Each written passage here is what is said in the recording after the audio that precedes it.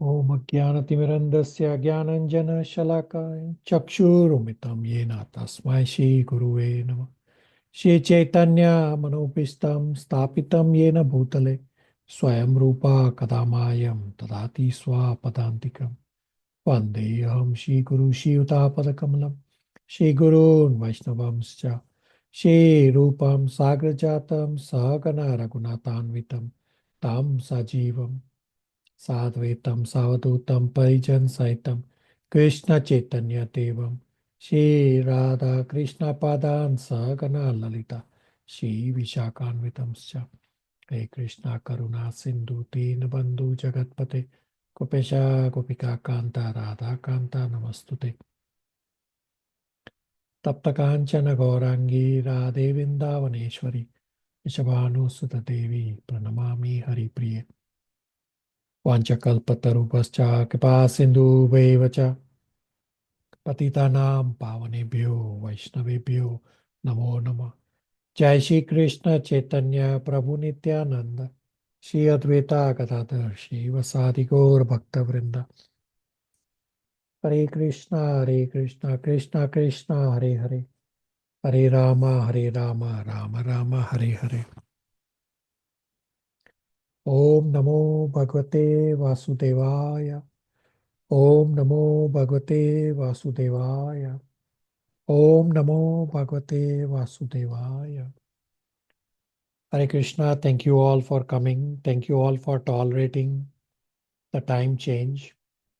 Although my exam was scheduled for today, Toronto time morning, but again, the exam got cancelled because the administrator had something else. So I did sign up at the Zoom call for the exam, but then waited for 30 minutes. So now the exam is going to be rescheduled again.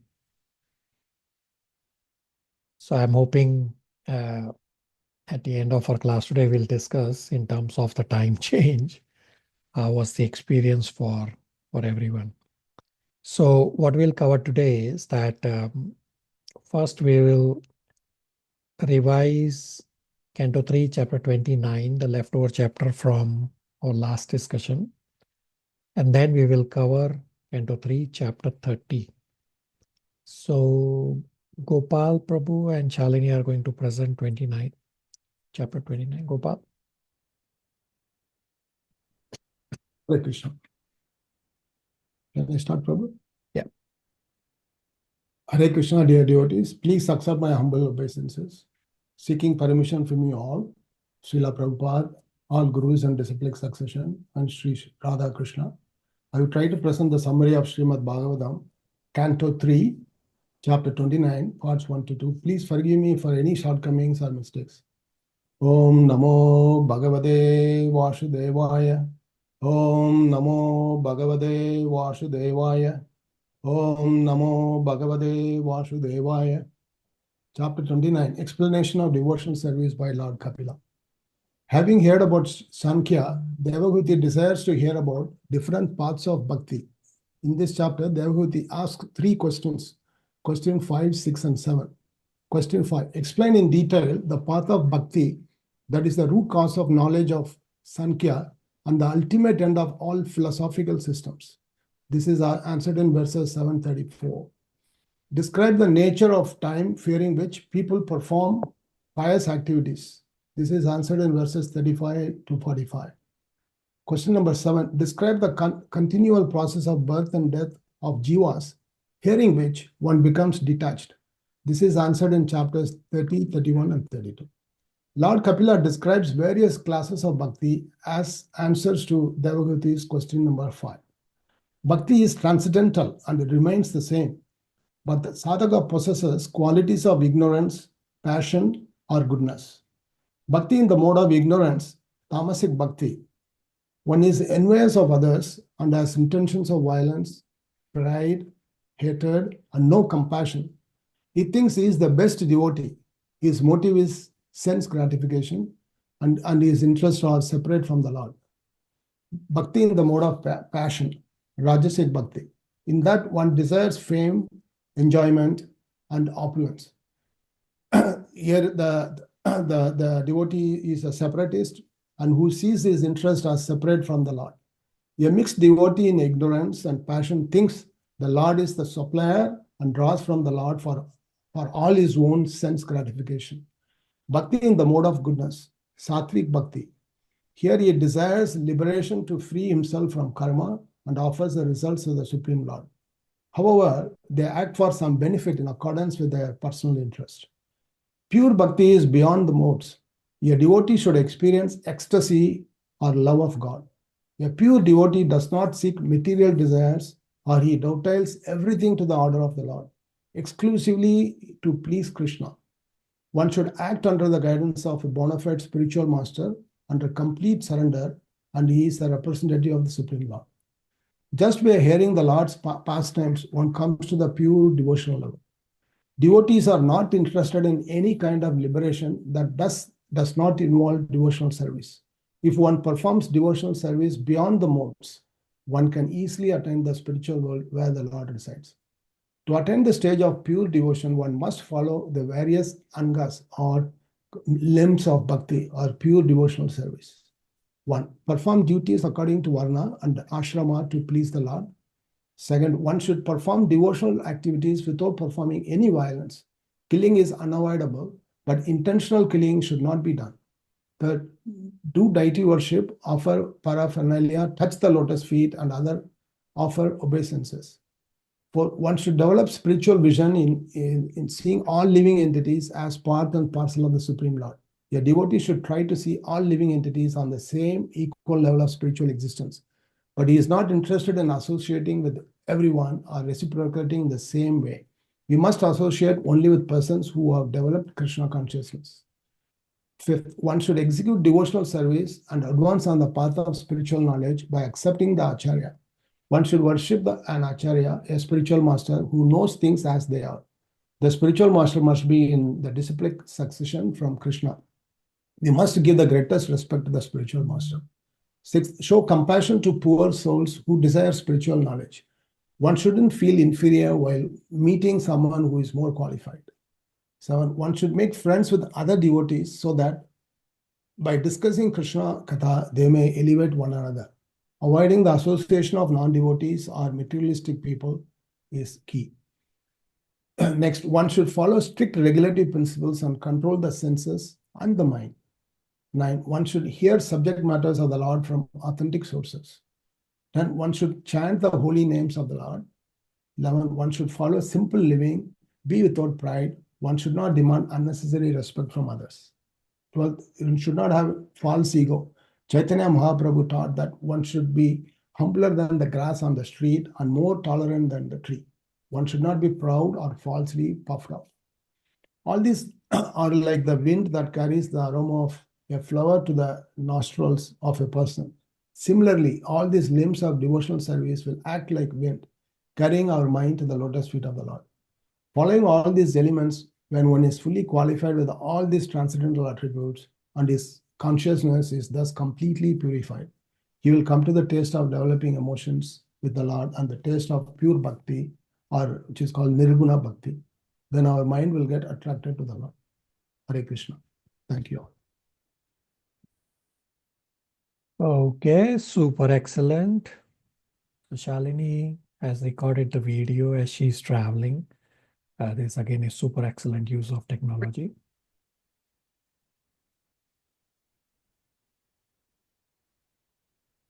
Hare Krishna, dear devotees, please accept my humble obeisances, seeking permission from you all, Srila Prabhupada, all gurus in disciplic succession, and Sri Sri Radha and Krishna. I will try to present the summary of Srimad Bhagavatam, Canto 3, Chapter 29, Parts 4 and 5. Please forgive me for any shortcomings or mistakes. Om Namo Bhagavate Vasudevaya, Om Namo Bhagavate Vasudevaya, Om Namo Bhagavate Vasudevaya. In the following verses, Lord Kapila continues to explain Devahuti's question number 5 about the path of bhakti in detail, explaining that offenses are obstacles to reach pure devotional level or bhakti. If a devotee worships deities and performs all rituals but disrespects other living entities, the Lord is not pleased. One who has hatred for others or is envious of others never attains peace. A devotee should try to understand everything in relationship with Krishna and try to serve and engage everything in that spirit. We must worship God at the same time respect all jivas who are part and parcels of the Supreme Lord. Therefore, every living entity should be kindly treated and should not be subjected to any violence. One should be humble, tolerant, respectful of others, and not be proud. If one cannot respect, at least do not disrespect. Be a servant of the Lord rather than trying to be a doer. Thus, Lord Kapila completed the process of Bhakti Yoga and answered the fifth question of Devahuti. Now, Lord Kapiladev goes on to explain the various gradations of Jiva. Now, here it starts from the lowest to the highest. So the lowest is inanimate objects, and then you go on to entities with sense perception, that is trees. Then each time as one sense keeps getting added, entities with touch sensation, entities with taste sensation, and I've given some examples which are taken from Prabhupada's purport. Beings with a sense of smell, beings who can hear, beings who can distinguish forms, entities with 2 sets of teeth, beings with many legs, animals with 4 legs. You have humans, and humans you have 2 categories. One is non-varnashram human, who are busy into sense gratification without keeping God at the center. Then you have humans in varnashrams, you have the brahmanas, and again brahmanas, you have various categories of brahmanas, followed by a liberated person, and ultimately a pure devotee of the Lord. So all these various gradations are there, but we should respect every living entities according to their gradation. There should be a feeling of equality, but the treatment should be discriminating. For example, one cannot be friendly to a tiger, but you can offer prasadam. Now, next, I've given a diagrammatic representation just for better understanding. So this is, of course, it starts with the inanimate objects such as stones, and then trees, and then you have, taste sensation, and then where hearing gets added, then here you have the smell, and then hearing gets added. Then you have crow who can distinguish forms, then many legs, animals with many legs, you have animals with 4 legs, you have the humans, but here again, this is humans with non-varnashram, busy into sense gratification. You have the varnashram human, then you have the brahmanas, and then you have ultimately the pure devotees. Next, Lord Kapila goes on to explain the various characteristics of time by answering the 6th question of Devahuti. Eternal time factor is a representative of the Supreme Personality of Godhead. Anyone who does not know this is afraid of time. Time causes transformation of various material manifestation. It is a shelter of everyone. It enters everyone's heart and is the master of all masters. Time causes every living being to be annihilated by another, holds no one dear, no one is an enemy, and no one is a friend. Time gives inspiration to those who have forgotten him and destroys those who have, inspiration to those who have not forgotten him and destroys those who have forgotten him. All demigods controlling nature perform their respective functions. All trees and creepers produce fruits and flowers. Rivers flow, oceans do not overflow, fire burns, earth does not sink, all due to fear of time. The sky provides space and accommodates all planets because of time. Universal body expands with its 7 coverings because of time. The guna avataras carry out creation, maintenance, and destruction. Time is unchanging, without beginning, but causes everyone's birth. Time is without end, but causes everyone's end. Time dissolves the universe by destroying even the Lord of Death, Yamraj. Therefore, a devotee does not desire anything in this material world. He desires only to serve the Supreme Personality of Godhead. This servitude exists eternally, the Lord exists eternally, and his service exists eternally. Thank you. Hare Krishna.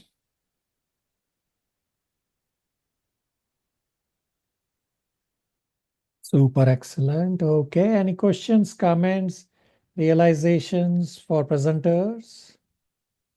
Both have done very well, Prabhu. Correct. Shivangi? Hare Krishna Prabhuji, I have a question. Mhm. How does one attain peace of mind? Okay. It was Right. mentioned that the people in the mode of ignorance, they never have peace of mind while practicing bhakti. So just wanted to ask again. Okay, I'm sure very we've good. covered it, but Mm. just Very good, valid point. Gopal Prabhu, would you like to answer?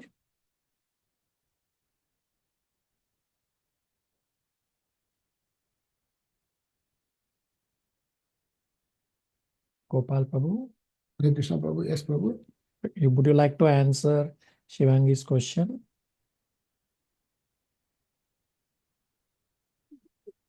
Yeah, in the person who is in the mode of, who has bhakti, but in the mode of tamasic, in ignorance, where Kapila Dev says clearly that when you have actually, when you have you are envy of others, that means basically you are very still materialistic in your attitude, which is why you will become envious of others. And of course, you indulge in violence, you are proud of all your possessions, and you have a lot of hatred for others, no compassion for others. If those qualities one can deal with, then you will move to the next level at least.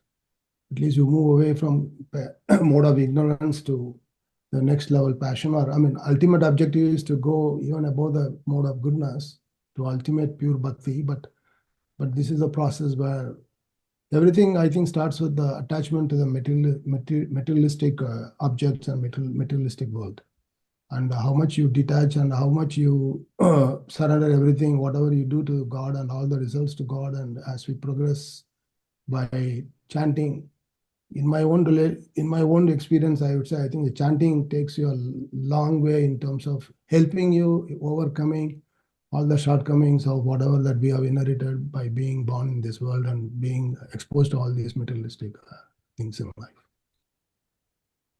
Okay, very good, correct answer. And to add something more, so if you go back to Bhagavad Gita 5.29, the words 5.29, the verse ends with Shantim Rachati.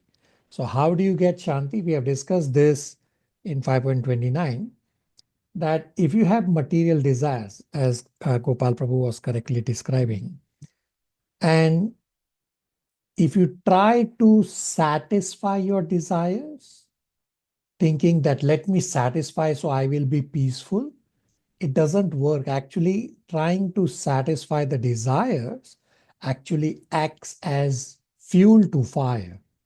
So the way to get peace is to transcend the material desires, meaning don't try to find peace at bodily level, try to find peace at the soul level. And Krishna has described this in Bhagavad Gita chapter 2 as well, that for the soul, both mind and body are external. Therefore, when you try to find peace internally at the level of soul, meaning level of soul peace is that you find peace in devotional service rather than wanting anything and everything in the material world at the bodily level for sense gratification, then you will get peace, that you are away from the external enjoyment, and then you're trying to find enjoyment within. That's how you move towards Shanti. Shivangi? thank you, Prabhuji. So, but as like a practical point, just I guess being more attentive while chanting, that should help. Yeah, you are correct. Gopal Prabhu correctly described that to control your mind, or to attempt to control your mind, have Krishna in your mind by chanting throughout, by remembering his qualities, name, fame, pastimes. Make a hill of Krishna in your mind and about services, about serving devotees. That way, there is very little avenue left for the mind to wander. Shivangi? Okay. Thank you, Prabhuji. Okay, very good. Practical inquiries. Rest of you, any questions, comments, realizations?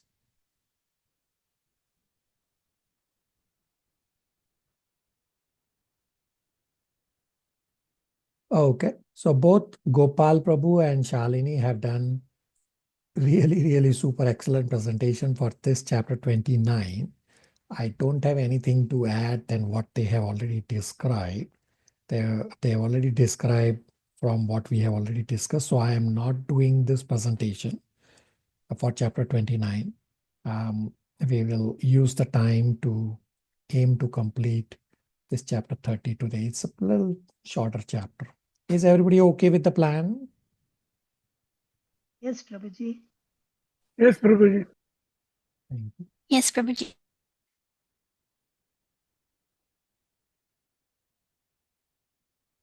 So we will now discuss Canto 3, Chapter 30.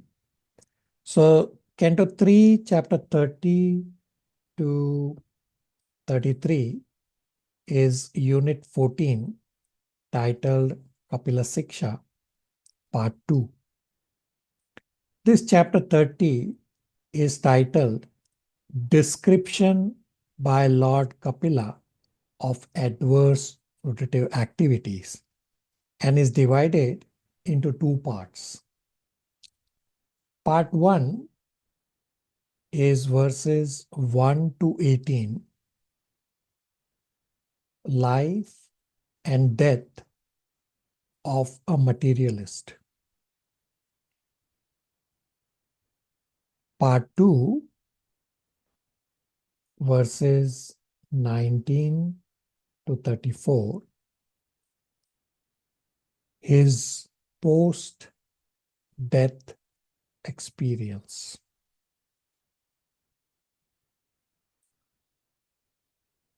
So far, in previous chapters, Lord Kapila has explained bhakti mixed with gunas, then pure bhakti, then jnana, then ashtanga yoga to his mother Devahuti. Devahuti's question number 7 from Canto 3, chapter 29, verse number 3 is, describe about continual process of birth and death of jivas, hearing which one becomes detached. This question of Devahuti, question number 7, is answered here in Canto 3, chapters 30, 31, and 32. That how Jiva entered in this material world, how Jiva takes birth, how Jiva misuses the human form, then enters hell and experiences difficulties, how Jiva travels from Satyaloka to earth to hell in all these cycles. And Srila Prabhupada has always given the example of Ferris wheel, that we sometimes go up, we sometimes go down, but we are just circling in the material world. Now, here's the important statement about this chapter and the following chapters, that hearing the process of birth and death of jivas and the punishment of the jivas from this chapters 30, 31, and 32 can make you either detached or can make you really angry or astonished. So I'm not sure how many of you have already read this chapter before and you have some idea as to what we're going to cover in this chapter. Has everybody read this chapter before coming today? No, Prabhuji, I have not read. Sorry. Okay. Even I didn't. All right. Rest of you, have you read the chapter? No, Not yet, Prabhu. All right. So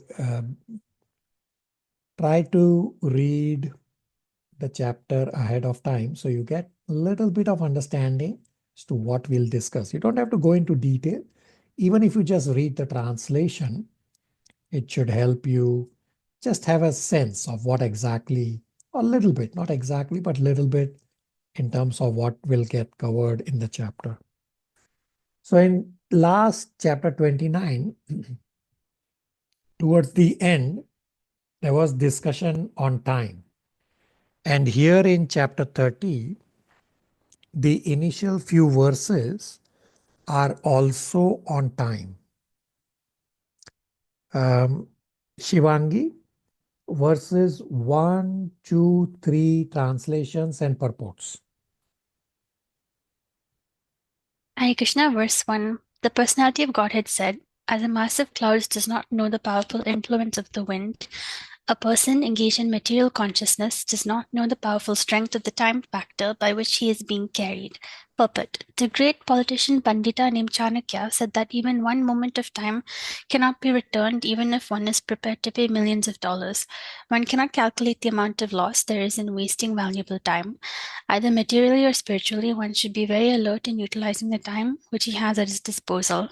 A conditioned soul lives in a particular body for a fixed measurement of time, and it is recommended in the scriptures that within that small measurement of time, one has to finish Krishna consciousness and thus gain release from the influence of the time factor. But unfortunately, those who are not in Krishna consciousness are carried away by the strong power of time without their knowledge, as clouds are carried by the wind.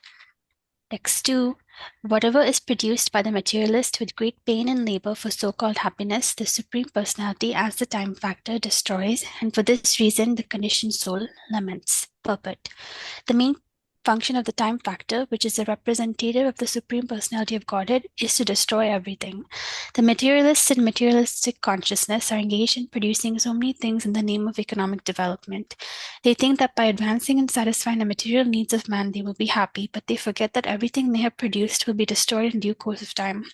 From history, we can see that there were many powerful empires on the surface of the globe that were constructed with great pain and great perseverance, but in due course of time, they have all been destroyed. Still, the foolish materialists cannot understand that they are simply wasting time in producing material necessities, which are destined to be vanquished in due course of time. This waste of energy is due to the ignorance of the mass of people who do not know that they are eternal and that they have an eternal engagement also. They do not know that the span of life in a particular type of body is but a flash in the eternal journey. Not knowing this fact, they take the small flash of life to be everything, and they waste time in improving economic conditions. Text 3. The misguided materialist does not know that his very body is impermanent, and that the attractions of home, land, and wealth, which are in relationship to that body, are also temporary. Out of ignorance only, he thinks that everything is permanent. Purport. The materialist thinks that the persons engaged in Krishna consciousness are crazy fellows, wasting time by chanting Hare Krishna, but actually he does not know that he himself is in the darkest region of craziness because of accepting his body as permanent. And in relation to his body, he accepts his home, his country, his society, and all the paraphernalia as permanent. This materialistic acceptance of the permanency of home, land, etc. is called the illusion of Maya. This is clearly mentioned here. Mohad Griha Kshetra Vasuni. Out of illusion only does the materialist accept his home, his land, and his money as permanent. Out of this illusion, the family life, national life, and economic development, which are very important factors in modern civilization, have grown. A Krishna conscious person knows that this economic development of human society is but temporary illusion. In another part of Srimad Bhagavatam, the acceptance of the body as oneself, the acceptance of others as kinsmen in relationship to his body, and the acceptance of the land of one's birth as worshipable are declared to be the products of an animal civilization. When, however, one is enlightened in Krishna consciousness, he can use these for the service of the Lord. That is a very suitable proposition. Everything has a relationship with Krishna. When all economic development and material advancement are utilized to advance the cause of Krishna consciousness, a new phase of progressive life arises. Hare Krishna. So, a lot of details about time and how it affects us, materialist, at least me, the materialistic level. So, Prabhupada said that be very careful in usage of time. Life is limited. Having the human body has limited time, which is meant to cross the ocean of materialism. Therefore, be very careful, because loss of time cannot be regained. Therefore, be careful not to waste time. Not only you cannot regain, you cannot even calculate what you have lost. So we read in the purport about this. Why human life wastes time for accumulation of temporary wealth is because this is the lifestyle of people in past, present, and future, because they are illusioned. Very soon we'll read in verse number 4 and 5 about the illusion. That they have, because of illusion, people have forgotten their identity, that they have forgotten that they are eternal souls. And on the other hand, in the material world, we all, at least materialistic people, we have wrong understanding that I am this body. Therefore, people work for the interest of body, wealth, fame, and family. Everybody on the same page?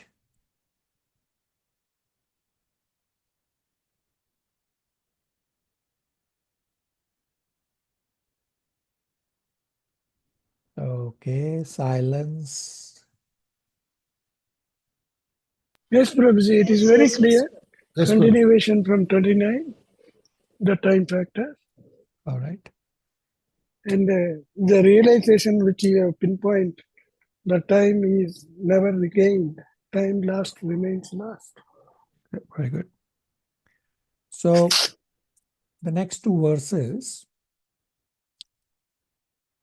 Shivangi's question from few classes back, as well as Dipanshu's offline identical question to Shivangi's question, that what is this attachment to the body, gets directly answered here in these set of verses. Verse 4 and 5 describe that Maya has two phases. Avaratmatmika Shakti, which is the covering potency, and Prakshepatmika Shakti, which is pulling down. So the Avaratmika Shakti, which is covering potency, covers the knowledge of the living entity, result of which is that even Indra, the king of heaven, forgets his heavenly standard of life, and Indra is fully satisfied in stool-eating hog's standard of life. This is because of Maya Devi's Avaratmika Shakti. By influence of Maya, the conditioned soul becomes so affectionate towards a particular type of body that if he is asked to give up his body in exchange of king's body, he will still not agree, no matter how abominable his current body is. Preeti, verse 4, 5, 6, translation and purports. Yes, Prabhu. Hare Krishna. Srila Prabhupada ki jai. Translation. The living entity, in whatever species of life he appears, finds a particular type of satisfaction in that species, and he is never averse to being situated in such a condition. Purport. The satisfaction of the living entity in a particular type of body, even if it is most abominable, is called illusion. A man in a high position may feel dissatisfaction with the standard of life of a lower grade man. But the lower grade man is satisfied in that position because of the spell of Maya, the external energy. Maya has two phases of activities. One is called the Praksipatmika and the other is called the Avarantamika. The Avrantikamika means covering and the Prasipatmika means pulling down. In any condition of life, the materialistic person or an animal will be satisfied because of his knowledge is covered by the influence of Maya. In the lower grade or the lower species of life, the development of the consciousness is so poor that one cannot understand whether he is happy or distressed. This is called the avrantamika. Even a hog who lives by eating stool finds himself happy, although a person in a higher mode of life seems that the hog is eating stool. How abominable that life is. Text 5. Translation 5. The conditioned living entity is satisfied in his own particular species of life, while deluded by the covering influence of the illusionary energy. He feels little inclined to cast off his body, even when in hell, for he takes delight in hellish enjoyment. Purport. It is said that once Indra, the king of heaven, was cursed by his spiritual master, Brihaspati, on account of his misbehavior, and he became a hog on that planet. After many days, when Brahma wanted to recall him to his heavenly kingdom, Indra, in the form of a hog, forgot everything of his royal position in the heavenly kingdom, and he refused to go back. This is a spell of Maya. Even Indra forgot his heavenly standard of living and is satisfied with the standard of hog's life.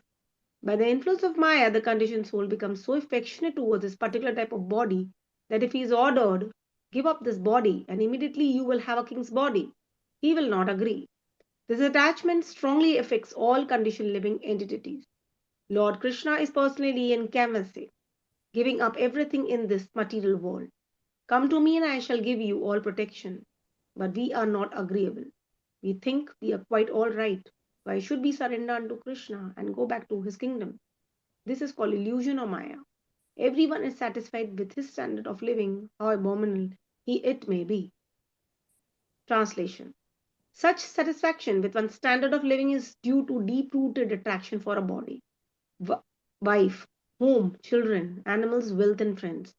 In such association, the conditioned soul thinks himself quite perfect. Purport.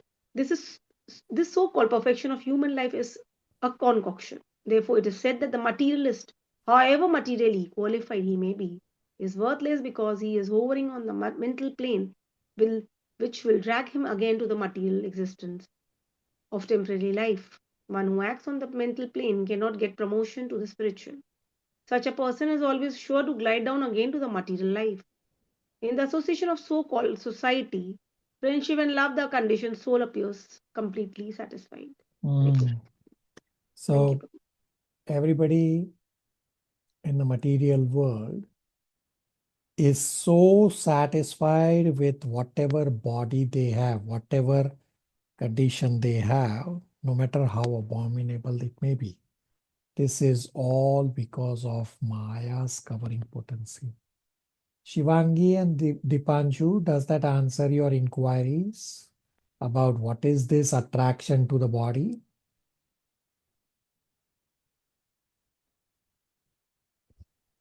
Yes, Prabhuji.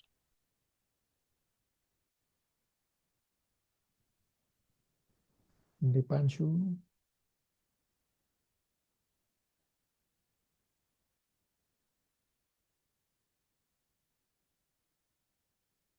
Okay. So we all have families here in the material world. Similarly, there is family in the eternal spiritual world also. Verse number 7 describes family in spiritual world so that we can compare and understand that how we are struggling and the family life in spiritual world, there is no struggle at all. Is Kalyani able to read verse number 7 translation and purport?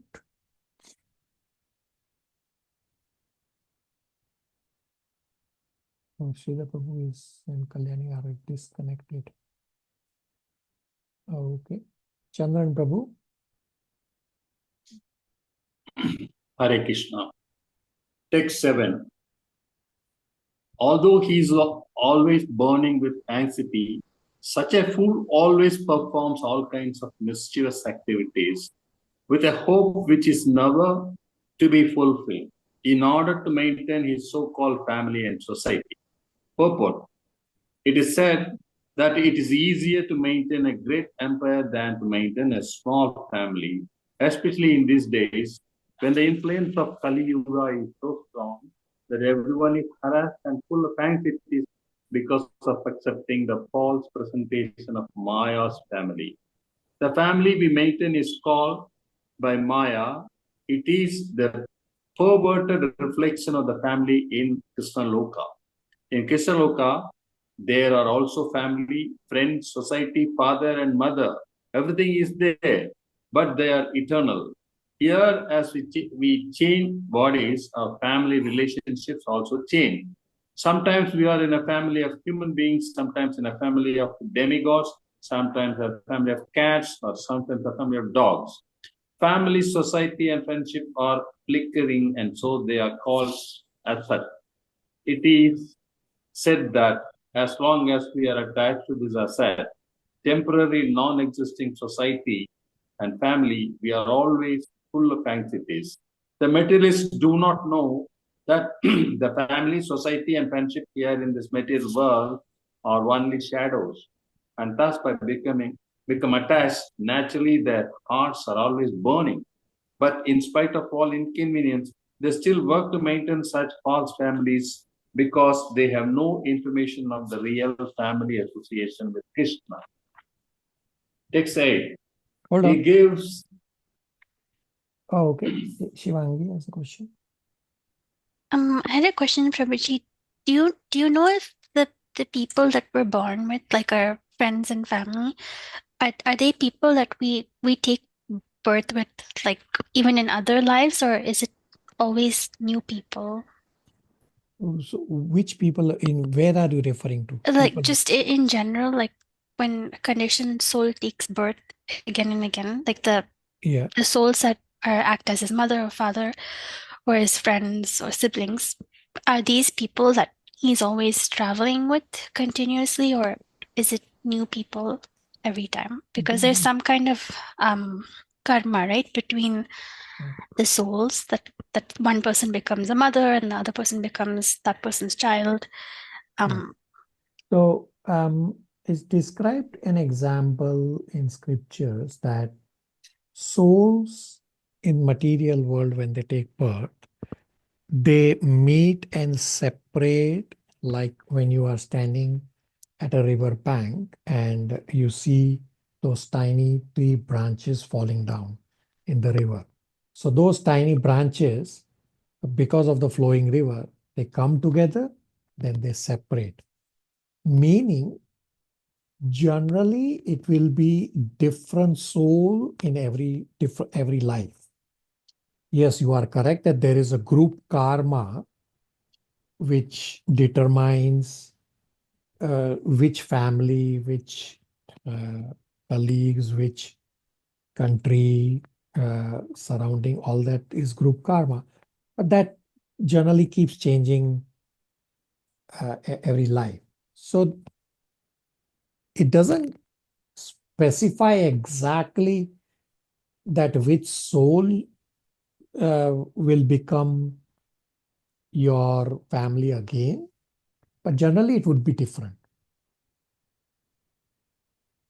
Okay, so it's not necessarily true that the people that we are with right now, that we may be born with them again. Like if we had to take another birth. Yeah, if you have to take another birth in the material world, then there is no guarantee that the same soul will again be in your family, no matter what relation. But again, we have discussed this in karma lecture, that how all this plays is only Krishna knowing. So there isn't a black and white answer to your question from scripture, but therefore I'm saying generally it will be a different soul. Okay. Thank you, Prabhuji. I asked because sometimes there's a saying just in my family, like just locally, like if you have ancestors in one family, sometimes they get born again, the same family. So that's why I was curious to know. Thank you, Prabhuji. It's possible, but you don't know. Only Krishna knows which karma leads to which reaction. Scriptures don't specify that much detail.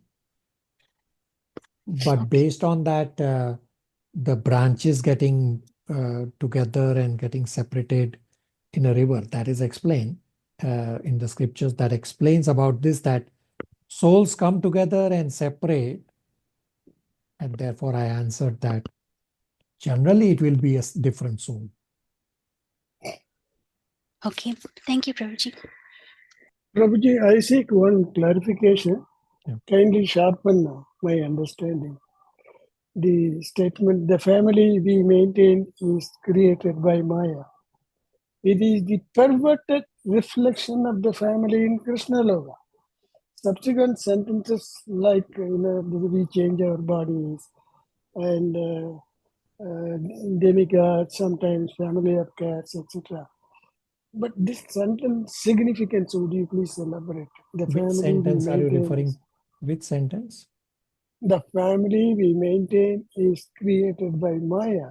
Mhm. It is the perfected reflection of the family in Krishna Loka. Correct. So this verse number 7 is exactly trying to explain the point that uncle is asking. That original family is there in Krishna Loka, where there is same family relations, like you have parent, siblings, friends, and all those are eternal. Just as Shivangi was asking, well, do we get a different soul? Well, in Krishna Loka, it's all eternal. The same soul will continue to be your parent forever because there's no death. In material world, these families that we all have, they are perverted reflection, meaning first they are temporary. And instead of cooperation, there is fighting. And all this is arrangement of Maya to exhaust the good and the bad karma that we all carry with us. Uncle, does that help you? Yes, Prabhuji. All right, everybody on the same page? Questions, comments, realizations?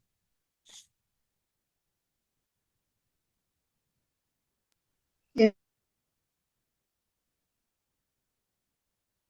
All right. Now, verses 8 to 18 describe family life in the material world.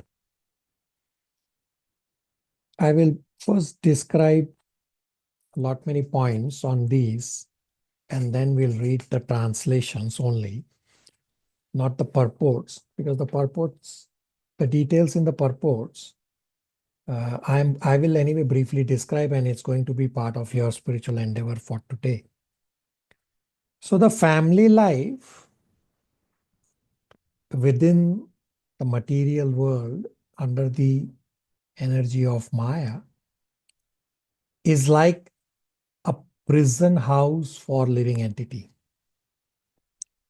The prisoner is shackled by iron chains. Similarly, conditioned soul is shackled by the charming beauty of woman, by her solitary embraces and talks of so-called love, and by the sweet words of children. By all these, the living entity forgets his real identity.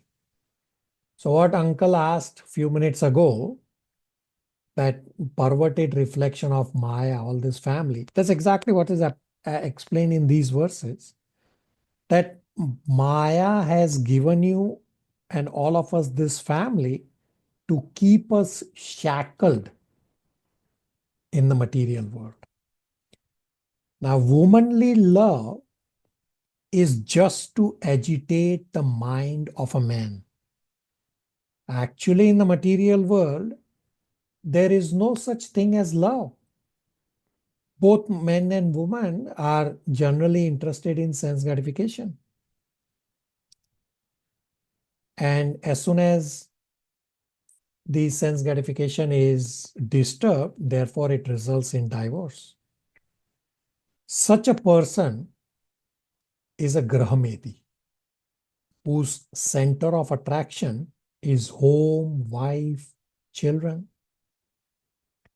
On the other hand, grahastha refers to one who also has family in the material world, wife, children, etc. But the real purpose of grahastha, of living life, is to develop Krishna consciousness. When now about miseries in the material world, when a man is successful to counteract the reactions of misery, he thinks he is happy. So there is no question of happiness in material world. Happiness is illusion. In the material world, happiness means successful counteraction to the effects of distress. Means cessation of misery is what we call as happiness in the material world. In terms of maintaining the family, the person secures money by committing violence. And although the person employs the money in the service of the family, he still goes to hell for those for whom he earned the money in irregular ways. Now, because service is constitutional position of the soul, a sane man should come to the point of Krishna consciousness and engage in the service of the Lord. Now, when the family members see that the earning family member is unable to support the family, then the other family members do not treat him with the same respect as before. An example is given that just as a miserly farmer does not accord the same treatment to the old and worn out oxen. The family attraction is so strong. We read the verses a few minutes ago. That even if one is neglected by family members in his old age, he still cannot give up the family affection. And he remains in the home just like a hog and a dog. Not a hog, but as a dog. And before meeting death, he is sure to become diseased and neglected by family members. Now, scriptures give examples of hog and dog many places. Reason being that in the hog body and in the dog body, there is a lot of suffering. And it is trying to explain to us that actually there is nothing but suffering in the material world. But we read just a few minutes ago the verses that the attraction to the body is so strong that we still don't want to give up the body. I will pause here for any questions, comments, realizations before we read through the verses.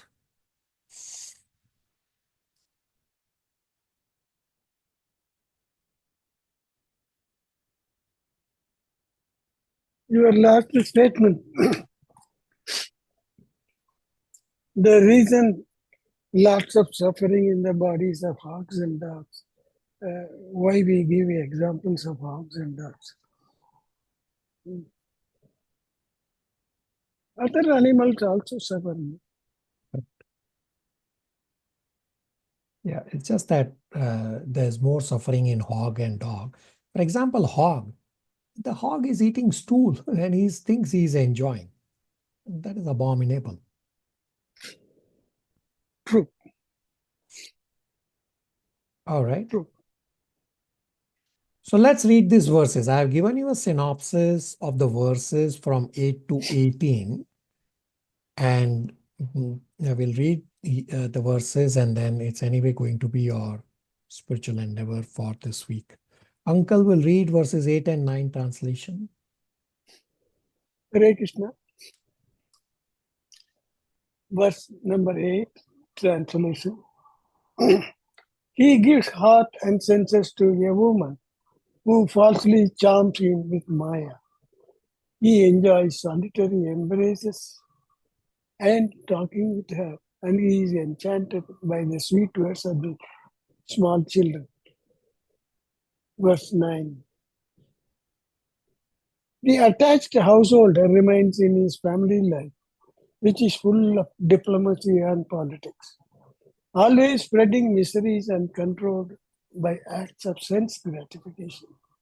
He acts just to counteract the reactions of all his miseries. And if he can successfully counteract such miseries, he thinks that he is happy. Hare Krishna. Auntie will read verses 10, 11, and 12 translations.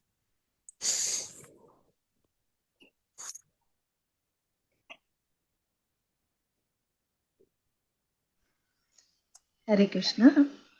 Text 10.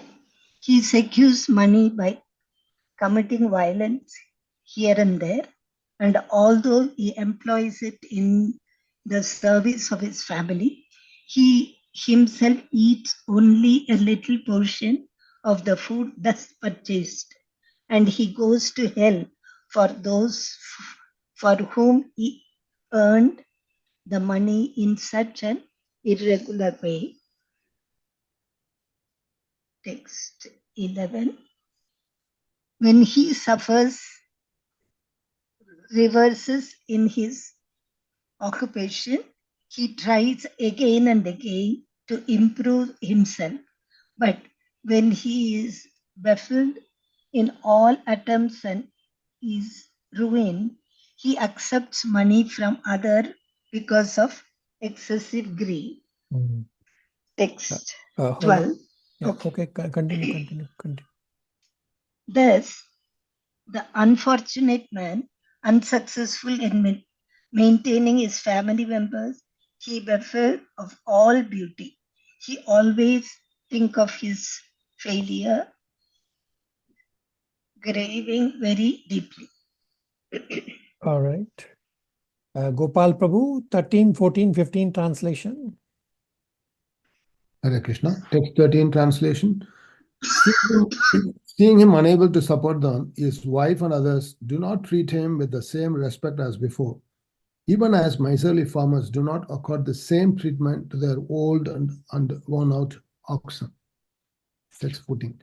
The foolish family man does not become averse to family life, although he is maintained by those whom he once maintained. Deformed by the influence of old age, he prepares himself to meet ultimate death. Text 15. Thus he remains at home just like a pet dog and eats whatever is so negligently given to him. Afflicted with many illnesses such as dyspepsia and the loss of appetite, he eats only very small morsels of food and he becomes an invalid who cannot work anymore. Hare Krishna. All right. Dipanshu Prabhu, 16, 17, 18. Hare Krishna, Prabhuji, I am at work right now. Won't be able to read. Okay. Shivangi, 16, 17, 18. Text 16. In that diseased condition, one's eyes bulge due to the pressure of air from within, and his glands become congested with mucus. He has difficulty breathing, and upon exhaling and inhaling, he produces a sound like gura gura, a rattling within the throat. Text 17. In this way, he comes under the clutches of death and lies down, surrounded by lamenting friends and relatives. And although he wants to speak with them, he no longer can because he's under the control of time. Text 18. Thus, the man who engaged with uncontrolled senses in maintaining a family dies in great grief, seeing his relatives crying. He dies most pathetically, in great pain, and without consciousness. So this verse 16 says the gura sound, that young family members, they make fun of old family members, that the old family members make this rattling noise through the throat, not realizing that the young family member will become old at some point of time and he will end up making the same sound. So do all these verses 8 to 18 look familiar all around? It's all Yes, repetition. yes, We Prabhuji, are seeing time and absolutely. again. Absolutely. All right. Fortunately, even though I make gura sound, people are not making fun, but they take care. I'm blessed by Lord Krishna. Yeah, very good. So what Lord Kapila is explaining here is, he is answering Devahuti's question about the movement of jiva in the material world. And that's what Lord Kapila is answering, that how materialistic person live their life and not realizing that they are actually entangled, and the way they live and work is causing more entanglement. They all live like Grahamedis, not like Grahastas. Questions, comments, realizations before the difficult discussion of this chapter comes up? It's important, Prabhu, to have family full of Krishna devotees, because physically, even as a devotee, we may have to go through all this gura and all this. I mean, we don't know what is there, how physically we'll be made to suffer before we give up birth. I mean, death. The whole thing is, if there is a Krishna devotees, at least they'll be remembering Krishna. We'll be reminded of remembering Krishna than just crying of all materialistic attachments, and then you again go back to very poor, very bad state. Yeah, you are correct. That definitely it helps, that if the family is Krishna conscious, then definitely helps in every stage of life.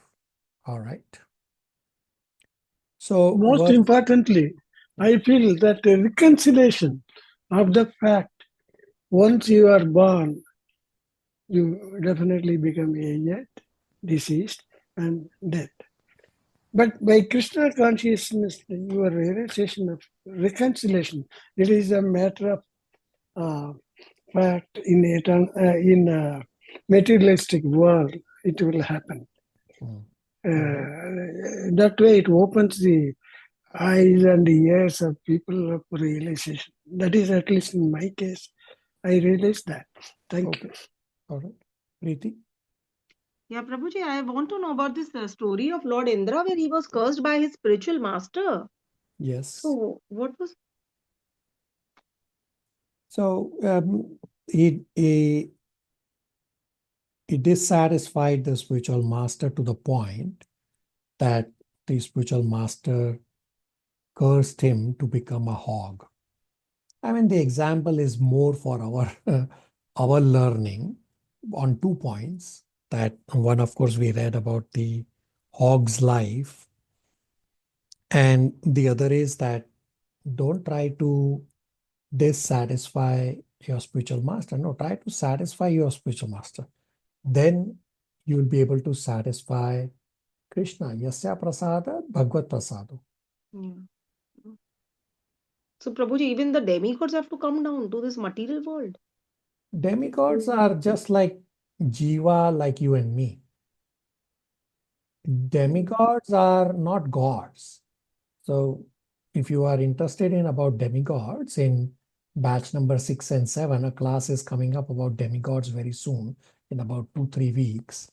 You can try to attend that class. There's a detailed discussion about demigods, almost everything about demigods is coming up. Okay. Rest everybody from this batch have attended that discussion. So demigods are at the Jiva Tattva level like you and me. They are not gods. Okay, Prabhuji. Okay, that's what. Yeah, Prabhuji, I got the book. That's all. All right. Thank So verses 19 to 19 onwards, and specifically 19 to 24, describe the miseries inflicted to the soul on the way to going to hell. I will again describe this, and I will ask all of you in terms of what is your realization about these set of verses and these sets of punishment. So in these verses, it described that at death, the soul sees the messenger of death, Lord of death. Their eyes are full of wrath, and in great fear, the soul passes stool and urine. The Yamadutas arrest the soul, bind him by the neck with strong rope, cover his subtle body so that the soul can undergo severe punishment. And while carried by the constables of Yamraj, while passing on the road, the soul is bitten by dogs, and so that the soul can remember his sinful activities of his life, and the soul goes through terrible distress, that under the scorching sun he has to pass through the roads of hot sand with forest fires on both sides. He is whipped on the back for his inability to walk, is inflicted with hunger and thirst. And while passing on the road to the abode of Yamraj, he falls down in fatigue and sometimes becomes unconscious, but he is again forced to rise again and walk. We'll soon read in verse number 21 about these dogs barking and biting at the soul while the soul is traveling to hell. That what's this important function of these dogs biting the soul? While passing from this planet to Yamraj's planet, the culprit soul arrested by the Yamraj's constables meets many dogs that bark and bite the soul to remind the soul of his criminal activities of sense gratification.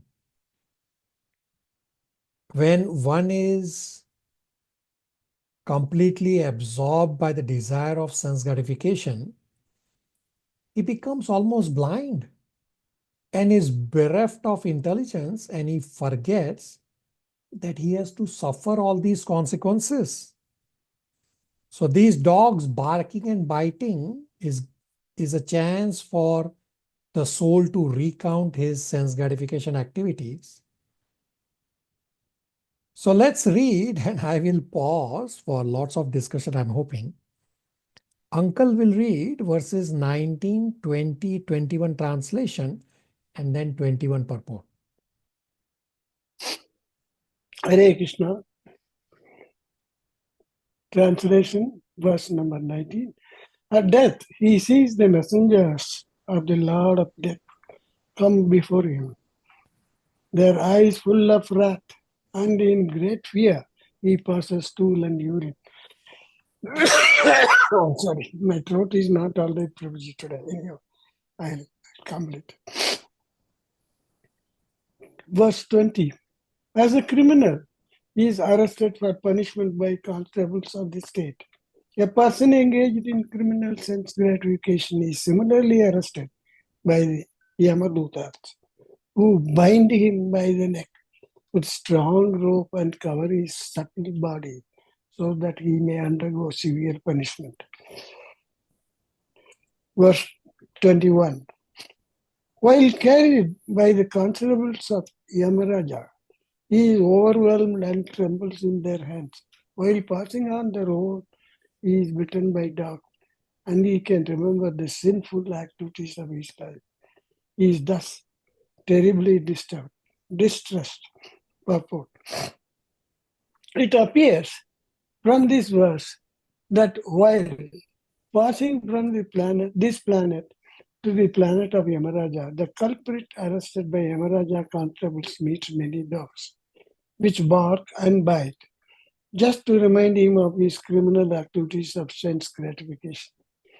It is said in Bhagavad Gita that one becomes almost blind and is bereft of all sense when he is infuriated by the desire for sense gratification.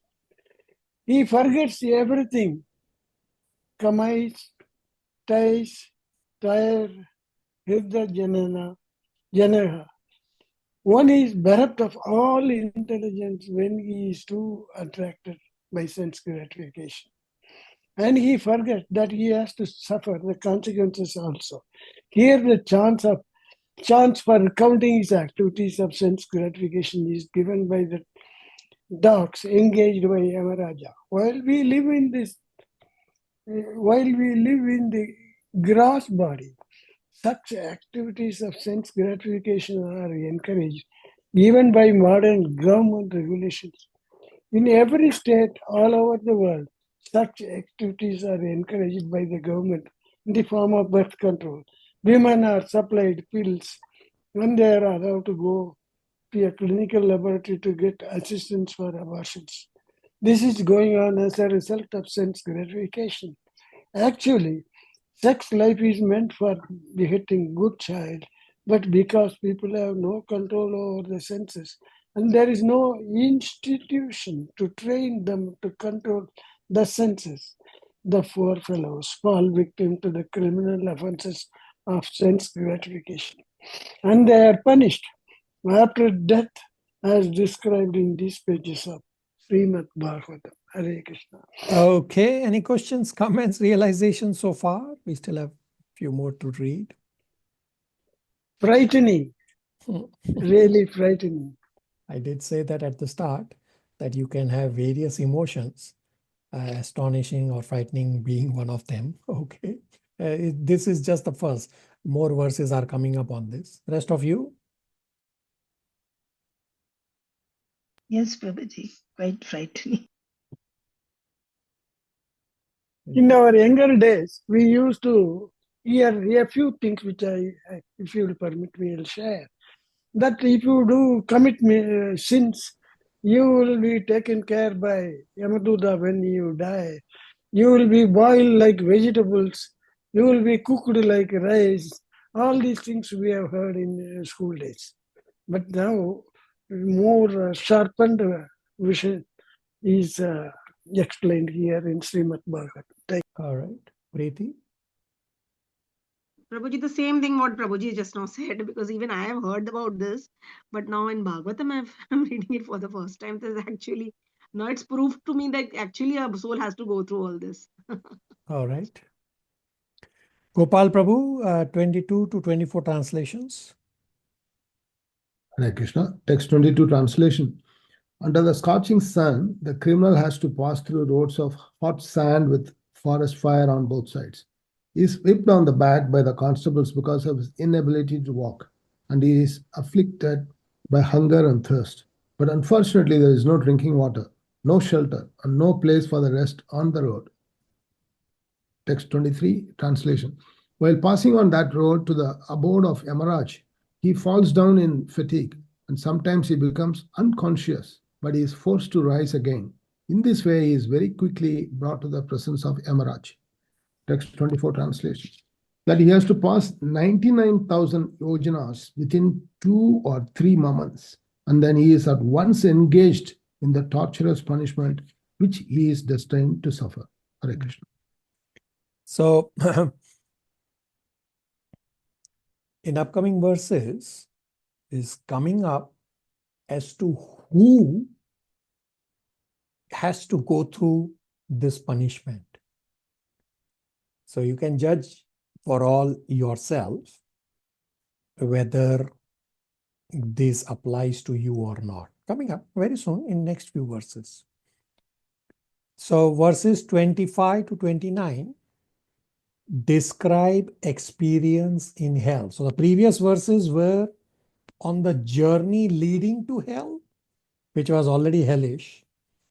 And now these next set of verses describe the experience the soul goes through actually in hell.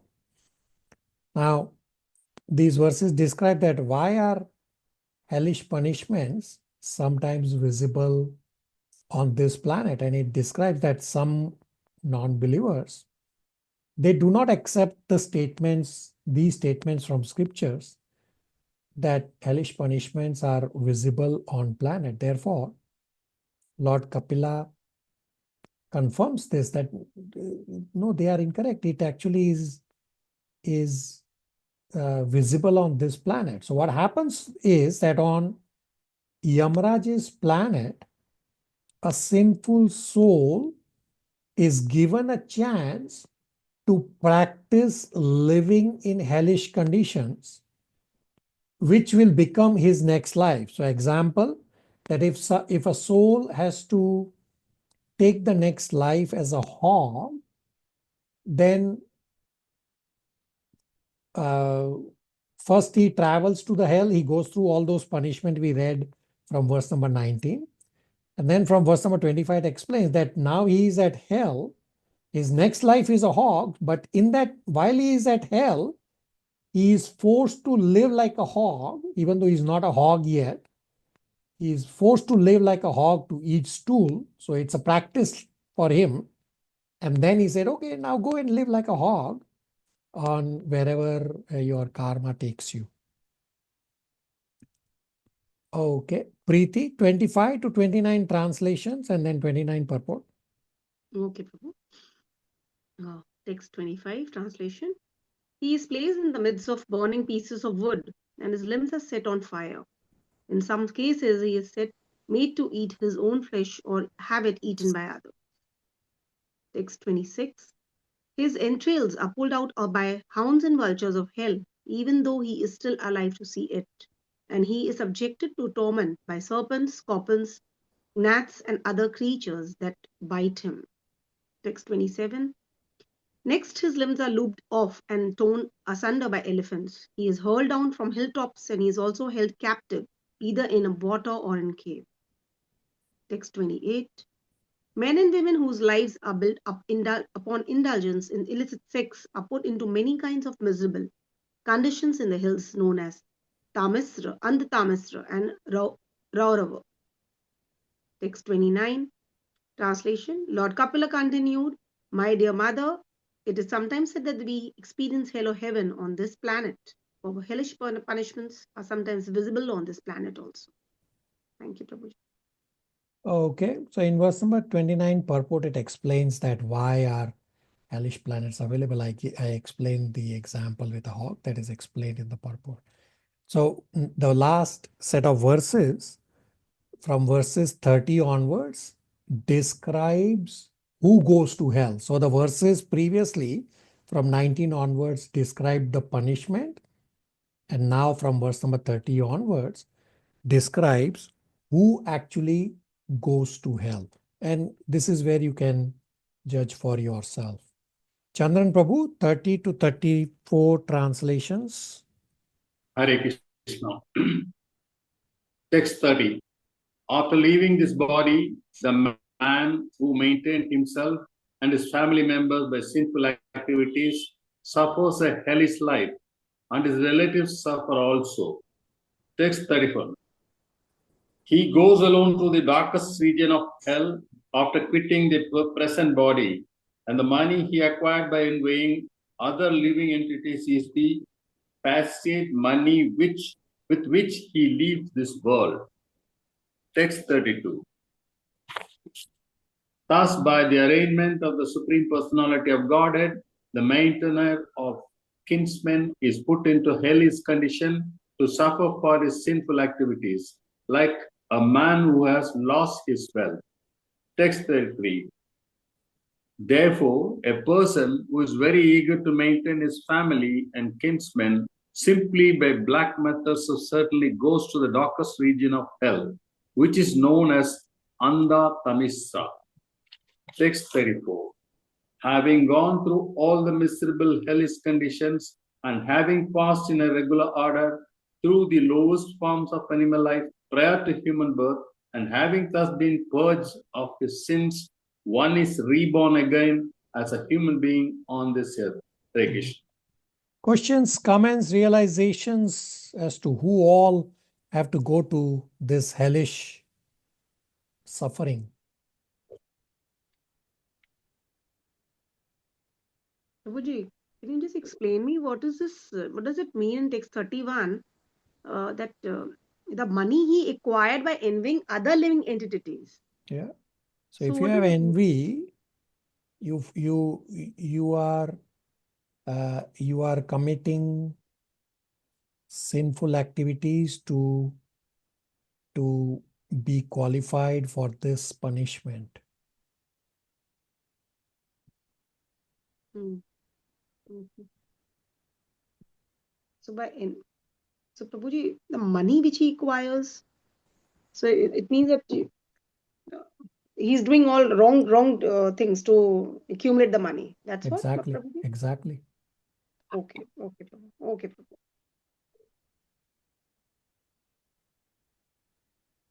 So there's a question posted in the chat that why would we have to suffer hellish planets?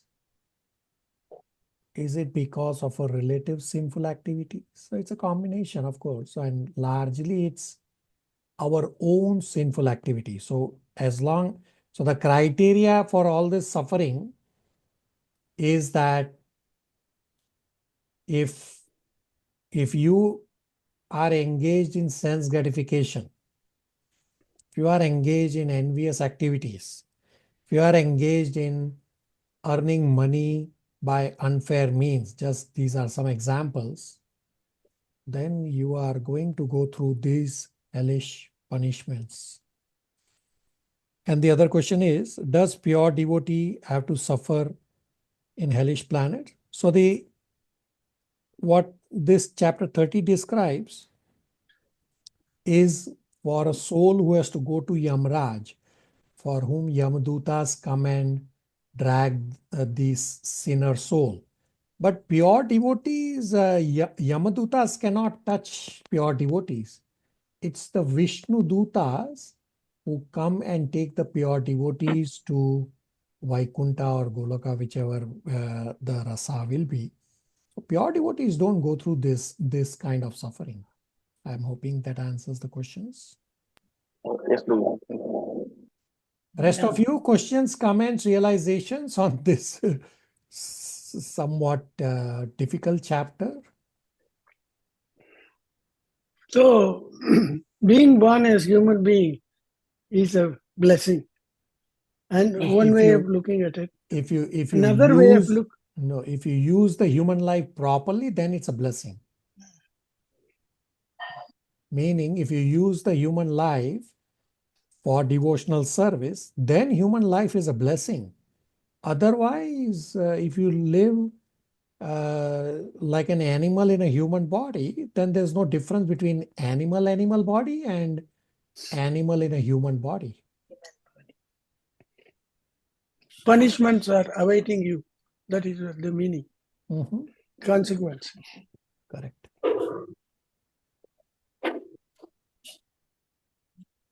Questions, comments, realizations? I got a lot of silence from this chapter.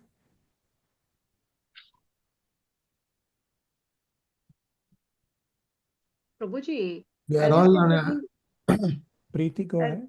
yeah, as you just now said that the Yamdutas are not going to come for the pure devotees. So the pure devotees is like you're talking about the Paramhans or like even the people who are chanting, they're doing 16 rounds. For them also it's going to be the same thing, Prabhu. So chanting 16 rounds, you are still under the modes. You are not a pure devotee. Pure devotee is one who is above the modes. For them, the Vishnu Dutas come. So if your destination is still to take rebirth and go through the sinful punishments, then the Yamadutas will come. Chanting 16 rounds is not a criteria. Yes, of course, chanting 16 rounds is in the right direction to take you to become a pure devotee. Yes. But just the chanting 16 rounds on itself is not a criteria. Yeah. Yeah, thank you, Prabhu. Thank you. Gopal Prabhu? Born as a human being, we are all enjoying a good pedestal. So how we use this life, it depends whether we can actually fall down from here. The chance of falling down from here into other species or go down to below the earthly planets are far higher than even sustaining where we are. To sustain where we are, at least we have to do so that at least we can be born in a devotee family so that we can progress on the devotion. Yeah. If go to Golaka Vrindavan. Yeah, very good. So we have discussed that at all this at great length in Bhagavad Gita chapter 8, that how to remember Krishna. So don't try to remember Krishna at the moment of death. Rather, try to remember Krishna throughout your life by chanting, by doing devotional services, by serving other devotees, so that Krishna will remember you at the moment of death. So there is a question posted in the chat as well as to me offline on this chapter. Now, I will read the question in brief and then I will ask you a question on the question before I answer. So the question says that what we read through the verses from 19 onwards in terms of the soul going through all the suffering that say the limbs are lopped off and whatnot. So the question is that the soul is in subtle body, which is beyond the physical sensation. So how does the soul experience or feel such intense punishments? And the other question is, how does the soul, which is non-material and beyond the physical, feel all this punishment? So basically he's saying that how is the soul suffering? Now, before I answer, here's my question to you all. Is this question important, that how the soul suffers the punishment, or is it important to know how to not get into the punishment line? All of you, please answer. It's important to know how not to get into this punishment mode. Because some of these questions, when we have doubt, better to park, we'll get answers, because Yeah, okay. we are not in a state to really perceive, there is something beyond. Correct. You have to be beyond this material body to perceive what is being said. But Okay, very good. Absolutely correct answer. Okay, rest of you, what is important? Non-believers always will say, when there is no physical body, where is the question of pain or something like that? Correct. Okay. So as Gopal Prabhu rightly said, Yeah. that we have to believe in absolutely this being a Krishna conscious person. We should believe in that. Okay, rest of you, what is important here? Important is not to go through the suffering. Okay, very good. Rest of you, anybody has a different answer? Prabhuji, but I would like to know this also, that why is the soul suffering when we are in a subtle body? So actually the gross body should suffer, but here the soul is also suffering. So why it is happening? Yeah. So first understand that it is more important to understand why I am suffering so that I do not go through the suffering. In terms of how the suffering actually happens, Gopal Prabhu correctly answered, that is beyond us, and actually we don't have to get to know that. We just have to work on trying to not get into this suffering cycle. So don't be envious of others. We discussed that in the previous chapter also. Don't kill animals for your tongue's taste. Don't earn by improper means. In terms of the suffering, understand that the Yamadutas, the Yamraj's planet, is still in the material world. So the question said that the soul is Shukshma, means very tiny. Understand that within the body, the soul is Sukshma, means it is in a reduced form. The soul is, actual size of the soul is not Sukshma. When the soul leaves the body, the soul goes back to its original grown-up body, which is like a human body, grown-up body. It is just in that punishment state that the soul is shrunk to that Sukshma form. Does that answer the question? Yes. Yes. Yes. All right. Some of you were still silent. What's your... So I said at the start of this chapter that reading all this chapter, and there are 2 more chapters coming for this. So you will either become a pure devotee or you will be very, very angry and astonished. What's your reaction for this chapter?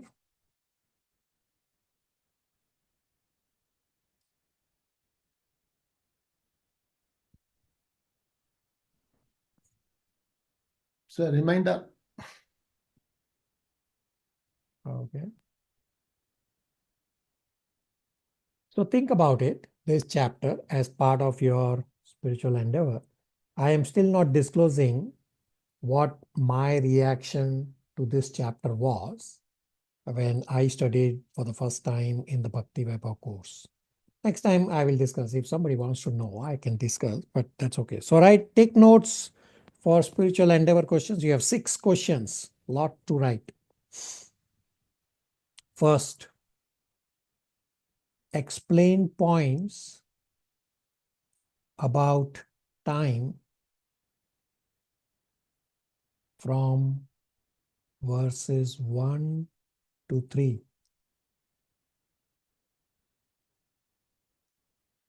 Second,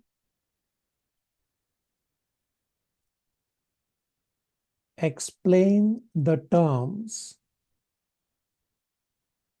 prakshepatmika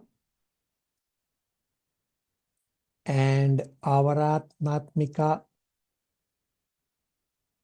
from verses 4 and 5.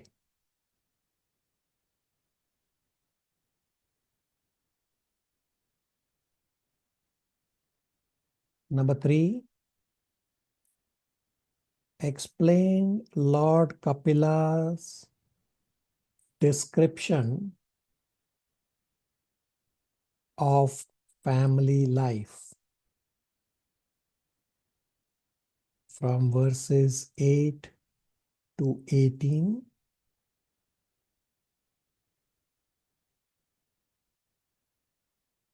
Number 4 is an analogy from 3.30.32.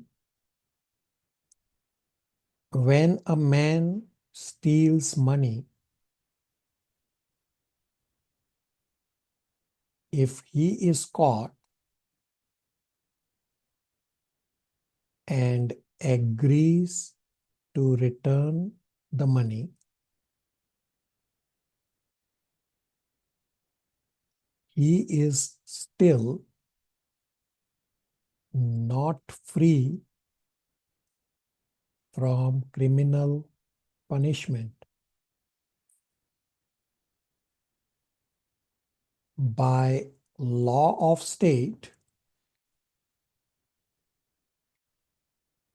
even though he returns the money,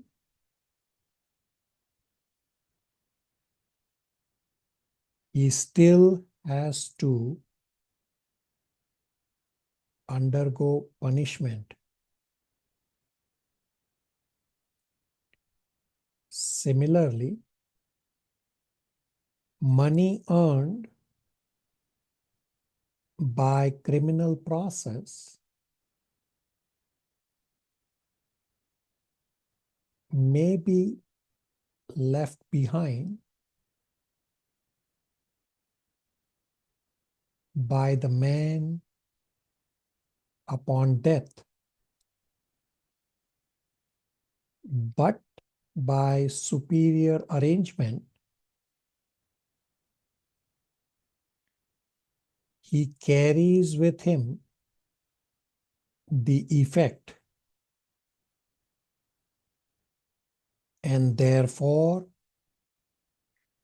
he has to suffer hellish life.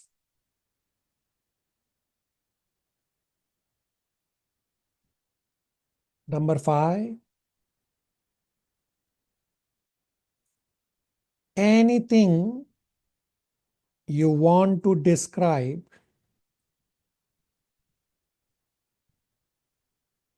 about punishments of soul from verse 19 onwards.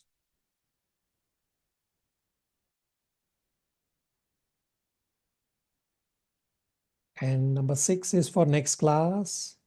Read Canto 3, Chapter 31.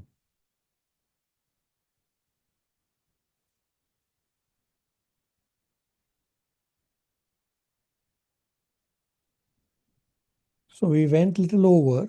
I just wanted to finish off the chapter. Thank you for tolerating, and thank you for the change of the time. Next week onwards, we'll go back to a regular time, meaning the Toronto 7:45 a.m. time, and we will continue from there until my Srimad Bhagavatam course times are announced, for which I have no control on.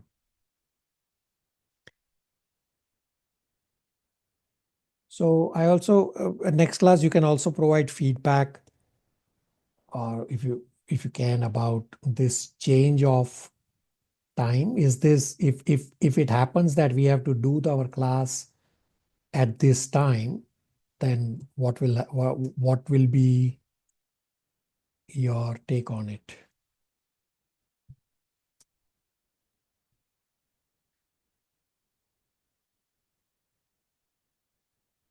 All right.